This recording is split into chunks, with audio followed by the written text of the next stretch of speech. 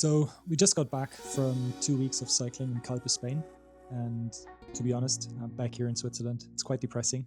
It's super cold out there, 2-3 degrees. There's snow, there's icy roads, and the motivation is quite low to take this thing here out for a spin.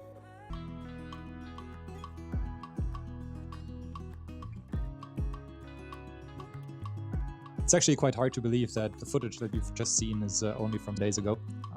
We spent the Christmas time and then also the first part of January in Calpe, a beautiful place.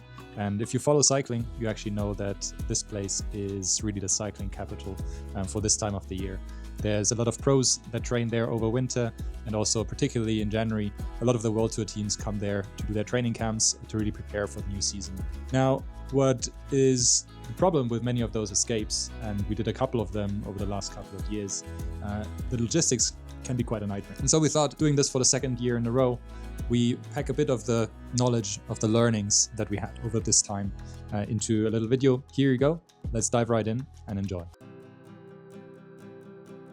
The three things that we want to be talking about in this video is, first of all, logistics. How do you get there? Where do you stay? And everything around this. Secondly, clearly also the cycling like. What are kind of routes that you would want to ride when you're in the area? And then thirdly, what does all of that cost? How much do you need to budget for this time of the year, spending some time there and enjoying what we all love to do most. Before we get into the nitty-gritty of all the planning, I think there's a disclaimer due. Now, we actually chose one way to travel to Calpe. Doesn't mean that it's the only way to do so.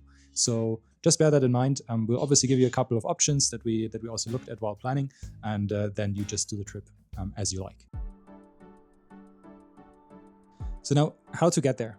We actually took a flight from Zurich to Alicante. It was also the first time for us that we actually took our bike box and our bike from back home with us. Also take into consideration that different airlines have different limitations, different guidelines on your bike box. So in our case, Swiss would allow us to take 32 kilograms with us. There's other airlines that only take 23. So please make sure to actually check that beforehand. Option one would be a rental car. I mean, we would be super flexible, just making sure that all your suitcases, all your bike boxes would fit in. Second option is a shuttle. There's also different options for this. So there is buses that will actually take you from Alicante Airport to Calpe. Within Calpe, they would make a couple of stops, so you could ensure that it'd be quite close to your hotel. And in our case, we actually took a private transfer, and this worked really nicely. So we booked this online. Person would actually send us some information beforehand, would then pick us up at the airport and drive us straight to our hotel, which was quite nice, I guess the most convenient way. Next up, the question of accommodation. So as always, when you go abroad, and again, depending very much on what kind of trip you're doing, are you going with your partner, with your friends, family, you might have different requirements regarding your accommodation.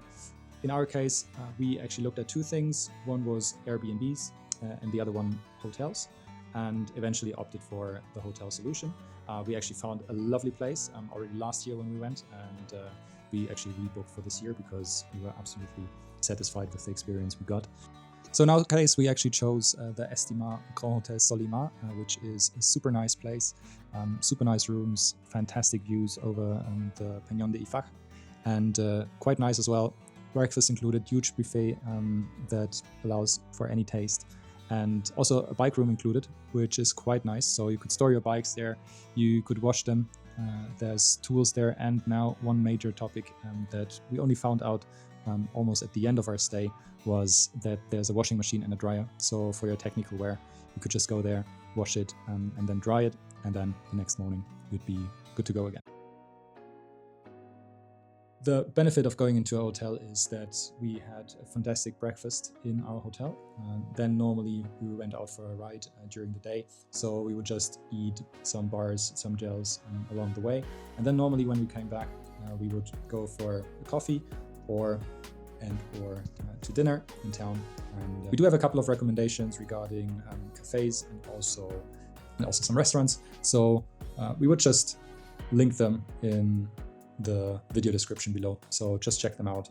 Super nice, and we really enjoyed it there. So go ahead. One special shout out goes to Café Seamos in Calpe. It's actually quite a nice place. Very good coffee, cakes, cinnamon buns. Also, all the rest of the food was super nice. And it comes with one major benefit as well. As a cyclist, you aren't alone. There's many cyclists there.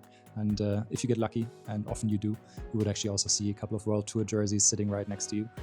In addition to that, so they normally go there after their ride, and you could even take a peek at their fantastic bikes outside. So let's talk about the riding part, because this is why we actually came here. Calpe has the perfectly 12 to 18 degrees. There are so many fellow cyclists, you constantly get passed by groups, and you do see a lot of pro riders. So while the tarmac and the weather are perfect in Calpe, a little warning ahead: if you are used to flat and easy roads, it might not be the right place for you. It is quite hilly, and nearly every tour we did had about 1,000 meters of elevation gain, often even more. So be prepared. So when it comes to planning our routes, we know there's a bit of a battle between Komoot and Strava users out there. What's the best tool to use? We're definitely Team Komoot. We always use it to actually plan our routes. When we get to new places, use the little highlights feature there. And yeah, just plan our routes on the night before, put them on our head unit, and then just follow the line. So we did a lot of riding over the past couple of weeks, and we can say the place is awesome. But here are our top 3 routes that we would recommend to anyone. So first up, the Coll de Rates and Tarbena loop. This is the one that you cannot miss when you're in Calpe. It's probably also the most famous, with Coll de Rates being the place where Poggi has set an absolutely incredible comm and has beaten it twice. It's also known as the mountain and the comm where a lot of riders try to beat it and then have received pro contracts after that. When you go there, you will actually also find pro riders passing you with incredible speed. They use this place for training purposes, doing intervals. Once you're on top, enjoy the view and then go down into the Tarbena Valley. Absolutely amazing, stunning views of all the mountain ranges around. And then close the loop back to Calpe along the sea, which is also great if you do this during the sunset hours. Next up is another loop that goes to Castell de Guadalest. It's actually right up in the mountains. You would have a fantastic ride to get there. It is quite challenging to get up there because you need to go up the mountains quite far. But the views from up there and this little town on top is absolutely amazing. You will then go down and take a loop around an amazing lake that you can visit up there. The blue is something we have barely seen. It's really green, bluish, something out of this world, so you can't miss it. It's a super nice ride as well because there's no cars around this reservoir. And from there, you can go all the way back to Calpe again along the sea, and you will have an amazing time doing this loop. And finally, Coll de Bernia. It's actually my personal favorite, but it's quite a beast. The views from the top are incredible. You can see the ocean from both sides of the ridge. But getting there, it's quite steep and there are sections that really kick in. Yes, this is me. But when you reach the summit, it was 100% worth it. So the cycling itself is absolutely 10 out of 10. And to ensure that you can also ride those loops that we just presented, have a look in the video description. The GPX files will be linked there, so you can just take them from there and enjoy. But now, is it actually worth it? How much does it cost to go riding in Calpe? This is what comes up next. Now let's have a look at the cost of a trip like this. Now, as said in the beginning, there's many different ways of how to plan a trip like this. This way, it wouldn't really make sense to just put an absolute number on the trip that we made. We just thought that we would give you average prices for different items so you can actually build your own budget. I guess it makes much more sense to do it this way so you can really plan and then also allocate your budget accordingly. So first of all, let's look at flight prices. We checked the prices for basically all over Central Europe, and you will need to calculate around 200 to 300 euros per person for a return flight to Alicante. There's one big variable that you will need to consider, and this is if you want to take your bike or not. If you want to take your bike, calculate for a bike box around 80 euros per person and also per way. If you want to rent a bike, there's also a lot of options in Calpe, and we rented 2 times now and always had a very pleasant experience. You will need to calculate with around 30 to probably 50 euros for a very good bike per day. It will get cheaper the longer you rent, obviously, but for this price, you will definitely have an outstanding bike. One special shout out to Blanca bikes. We just rented with them this time, and we had a very nice Cervelo bike from them and had a very flawless experience. So definitely thumbs up and a shout out to them. Then next up, once you land in Alicante, you will need to get a transfer to Calpe. Now, we already listed the 3 options, and as we didn't really get into the rental car, we wouldn't be able to give you a price for that, and it's also quite fluctuating depending on the season, so you will need to check this one on your own. What we can say is that bus is definitely the cheapest option. You would probably only pay around 20 euros per person per way. The second option, and the one that we took, is this private shuttle, so just with a van, making sure that you get picked up in Alicante right when you leave the airport, and then you're being transported right to your hotel. For this one, you need to calculate around 120 to 140 euros per way. So yeah, just consider this when planning. Next up is accommodation. So again, 2 options. One would be an Airbnb, and here you get quite some nice places. 1-bedroom apartments with fully equipped kitchen for somewhere between 50 euros to 100 euros a night, which I think is quite reasonable. The higher prices then normally come with an even better location with sea view, a pretty nice deal. If you want to go for a hotel, just like we did, you would probably need to calculate something around 150 euros to 200 euros per room. So yeah, this is probably the budget you would need to allocate for a hotel.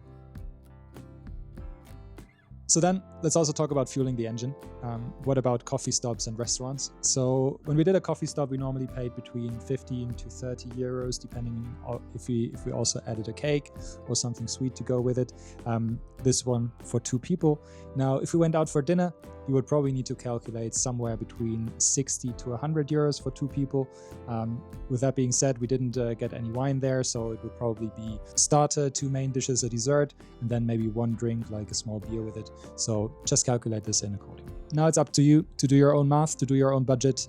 There's only one question left to answer for now, and this is it actually worth going to Calpe in December, January for a cycling trip? And this is what we answer just now. Now, looking at these numbers, was it actually worth it? I would say 100% yes.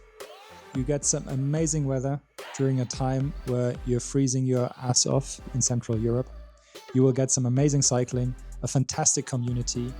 Everyone's having a good time. So definitely go there during December and January and enjoy your cycling like you never have during winter. All that's left to say are 3 things. First of all, have a look in the video description. All of the information that we just shared and a lot more is actually over there. Also, if you actually want to get daily updates from us and look at things that actually haven't made it to YouTube, go check out our Instagram page at Cycling Animals. We actually post daily reels there with a lot of knowledge behind the scenes, everything around cycling in Europe and sharing all of the adventures that we get to go to. And then the third thing and the last thing is, don't just watch the video, book this trip. And then see you on the road.